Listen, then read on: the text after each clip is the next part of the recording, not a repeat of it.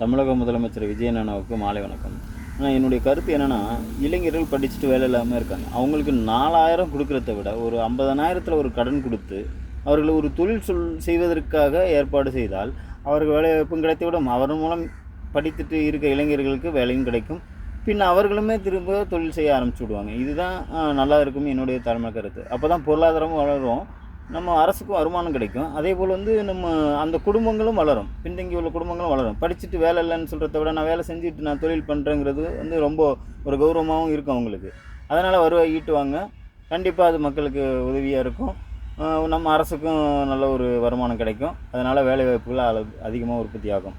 இதுதான் என்னுடைய தாழ்மையான கருத்துண்ணே. நீங்கள் அதை பார்க்கலாம். வேலை கொடுப்பதை விட வேலை வாங்குவதற்கான முதலாளிகளை உருவாக்கினால் இளைஞர்களை முதலாளியாக்குவது தான் நல்லதாக இருக்கும் என்பது தாழ்மைகள். ஒவ்வொரு இளைஞர்களும் 5 வருஷம் இன்றைக்கி ஒரு முதலாளினா நாளைக்கு இன்னொரு 5 வருஷம் இன்னொரு முதலாளி அதுலேருந்து தான் வரப்போகிறாங்க. எல்லாமே தொழிலாளியாக இருந்து முதலாளியாகிற ஒரு தன்மை வரும். தயவுசெய்து இதை நீங்கள் மனதில் கொண்டு அனைத்து வங்கிகள் மூலம் கடன்களை தமிழக அரசே கொடுத்து இளைஞர்களுக்கு 4000 5000 பணம் கொடுக்கறதுக்கு பதிலாக தயவுசெய்து அவர்களுக்கு ஒரு தொழிலை உற்பத்தி பண்ணி கொடுக்கும்படியான போர்டு கேட்டுக்கொள்கிறேன். நன்றிண்ணா.